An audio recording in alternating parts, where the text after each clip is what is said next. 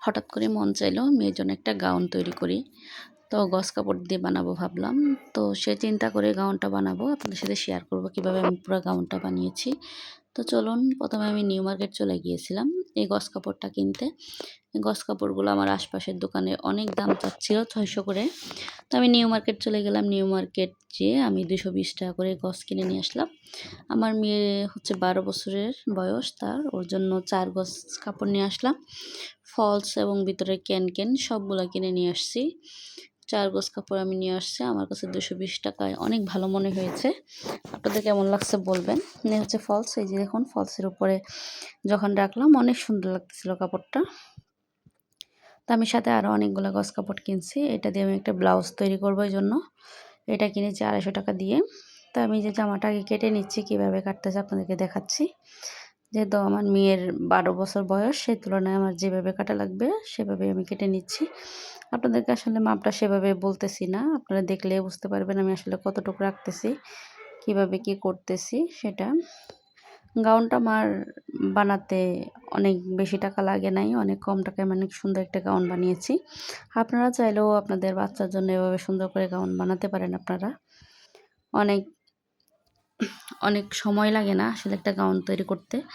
যদি নিজে সেলাই করতে জানেন তাহলে তো সেক্ষেত্রে কোনো সময় লাগে না। যদি টেলার্সে দিতাম তাহলে আমার অনেক টাকা লেগে যেত। একটা গাউনের মজুরি দিতে গেলে আমার প্রায় ৭০০-৮০০ টাকা গাউনের মজুরি দিতে হইতো। সেই তুলনায় দেখলাম নিজে বানিয়ে যেহেতু ফেললাম, তো অনেক কম খরচ হইছে এবং নিজে বানাতে পারলে আসলে অনেক সুন্দর করে অনেক কিছু বানানো যায়। বিশেষ করে মেয়ে বাচ্চা থাকলে তাদের জন্য অনেক সুন্দর করে বানানো যায়। তো আমার এই যে আপনার সাথে কথা বলতে বলতে আমি সামনের পাটটা কেটে নিচ্ছিলাম। ফলসটা আমি সুন্দর করে কেটে নিচ্ছি। আগে ফলসটা কাটতেছি। ফলসটা কাটার পরে যদি আমার উপরের পাটটা সুন্দর করে কাটি তাহলে অনেক সুন্দর হবে। আমি এই যে একটু কোণাটাও কেটে নিচ্ছি। এই নিচের কোণাটা একটু কেটে নিতে হবে, না হলে কোণা বেরিয়ে থাকে ফ্রকের। এখন আমি এই যে সামনের পাটটা আর পিছনের পাটটা আলাদা করে নিলাম। নিয়ে এখন আমি সামনের পাটটা সুন্দর করে কেটে নিব। সামনের পাটটা যেহেতু আমাদের হাতে এখানে একটু কাপড় কেটে নিতে হবে। তো এই যে একটু কাপড় কেটে ফেলে দিচ্ছি সামনের কাপড়টাতে। আর গলাটাও কেটে নিব আমি। তো অনেক পিছলা কাপড় আসলে পিন মেরে নিলে ভালো হইতো, আমি পিনটা মারি নাই। আপনারা কাটলে পিন অবশ্যই মেরে নেবেন। আমি পিন মারি নাই, আমি পরবর্তীতে অন্যান্য কাপড়গুলো পিন মেরে নিব। এটাতে আর পিন মারি নাই, যেহেতু আমার এটা নিয়ে আর কোনো সমস্যা হয় নাই। আমি আস্তে আস্তে করে যে কেটে ফেলছি। আমি চেন দিব, পিছনের গলা একটু ছোট রাখবো, সামনের গলাটা একটু সামান্য বড় রাখবো। তো এই যে আমার কাটা হয়ে গিয়েছে। আমি যে বডির মাপটাও দেখে নিচ্ছিলাম কতটুকু হয়েছে আমার, হবে কি না। সে যে আমার হয়ে গেছে কাটা। এখন আমি পিছনের পাটটা দেখাবো, যে পিছনের পাটটার গলাটাও এখন কেটে নিব।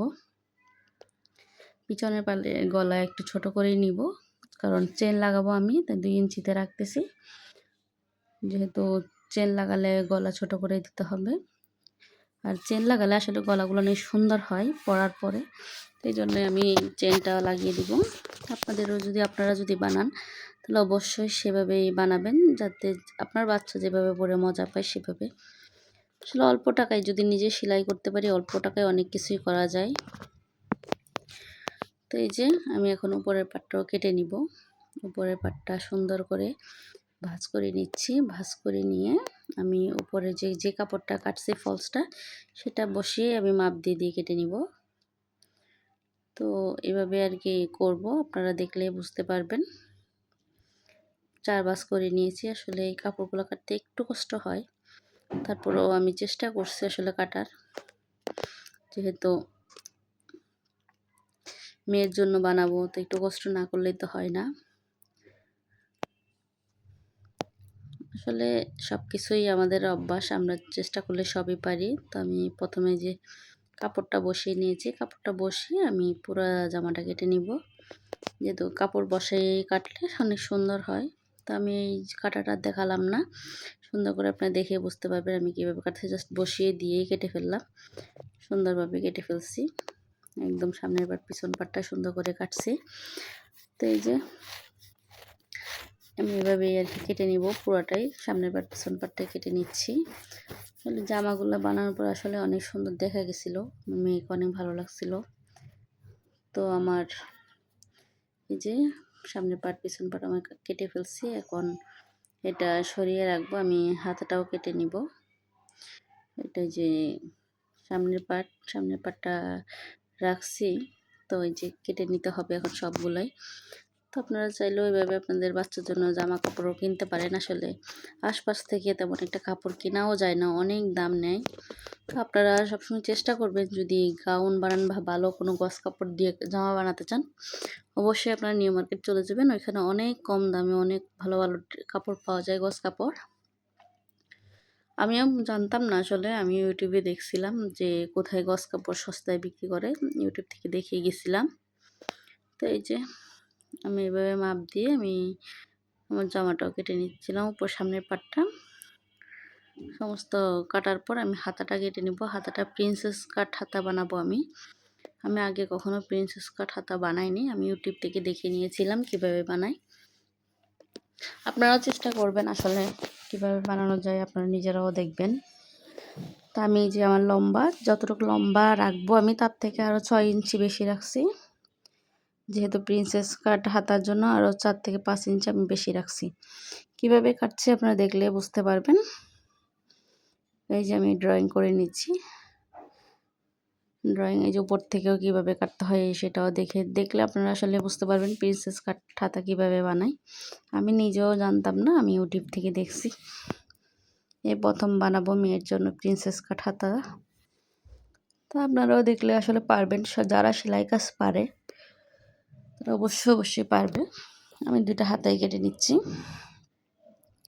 দুইটা হাতাই কেটে নিয়ে আমি সুন্দর করে কেটে নিব।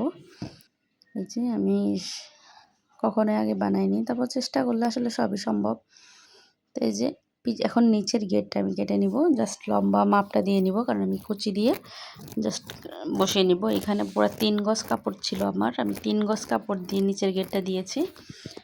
আমার নিচের মনে হলো যে 3 গজই হয়ে যাবে, আমি উপরের পাটে 1 গজ হয়ে গেছিলো। আর এই যে ক্যানটা আমি ভাঁজ করে কেটে ফেলবো, জাস্ট 3 পার্ট করে কেটে নিয়েছি। এখন আমি মেশিনে চলে আসলাম বানানোর জন্য।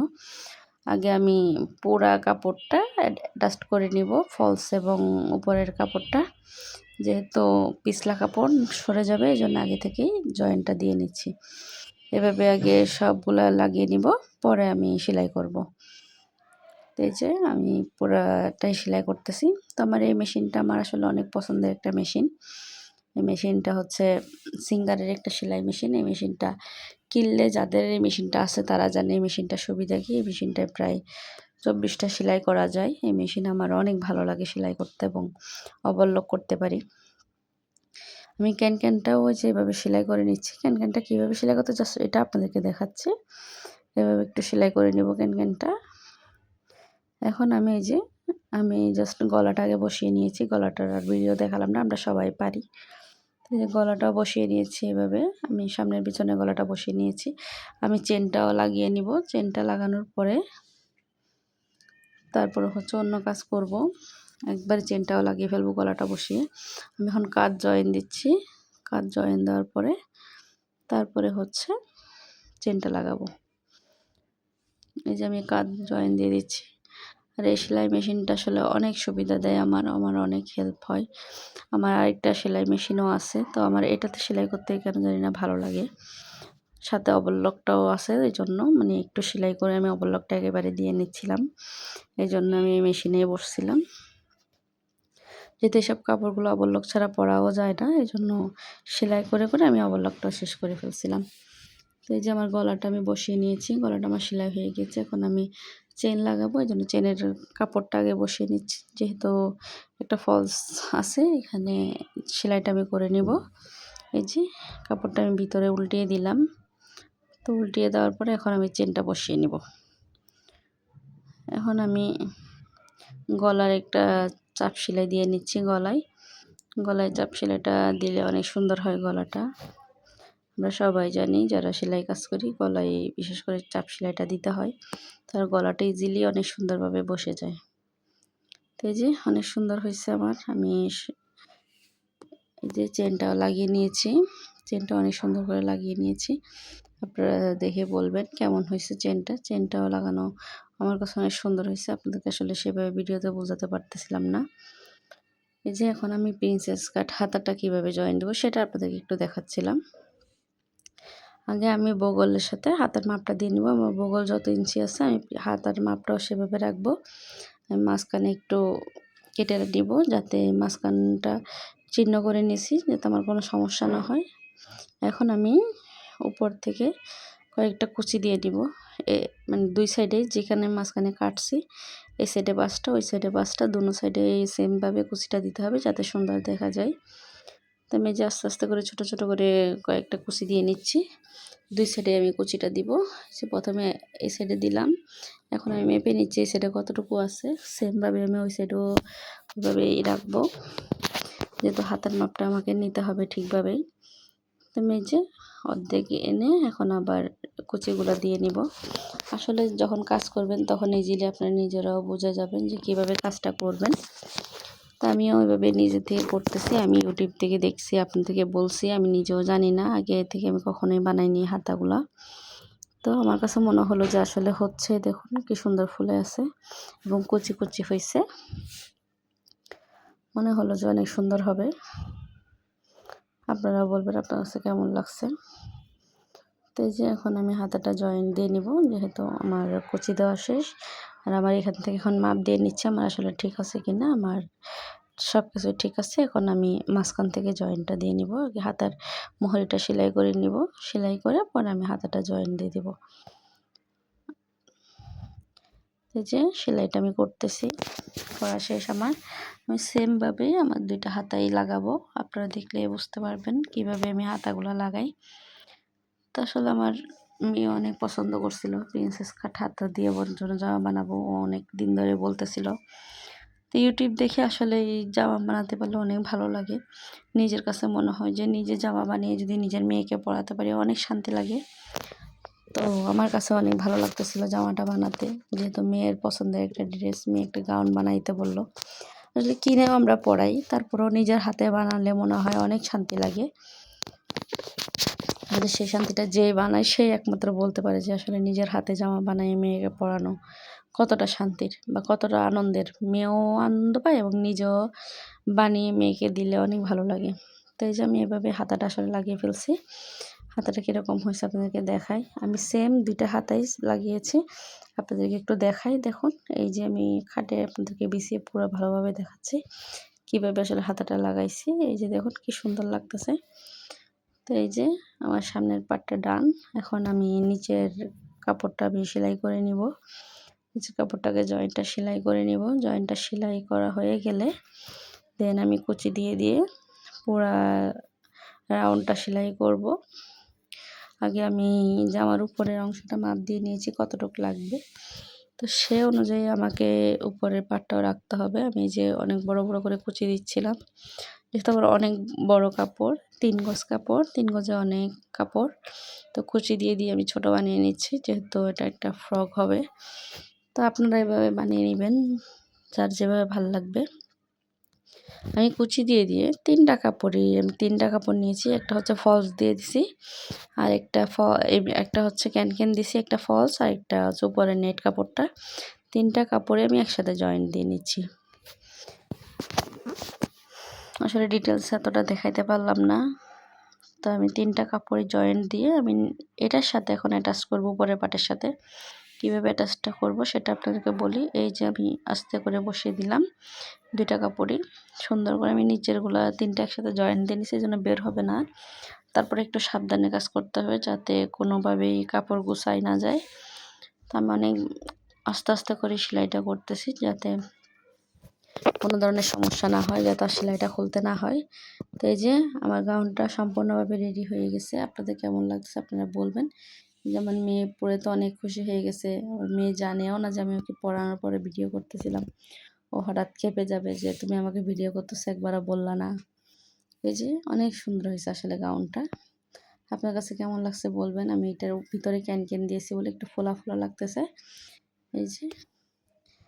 এই যে দেখুন আমি একটা বো লাগিয়েছিলাম, ওই বউটা ওর পছন্দ হয়েছে নাকি, ওর একটা বো লাগাইতে বলতেছিল, আচ্ছা লাগিয়েও দিলাম। তো এই যে কেমন হয়েছে জানাবেন আজকের মতো। তো আপনারা ওইভাবে ট্রাই করবেন কেমন হয়েছে। আমার কাছে অনেক ভালো লাগছে। আপনাদের কাছে কেমন লাগছে তো জানাবেন। তো আজকের মতো আল্লাহ হাফেজ।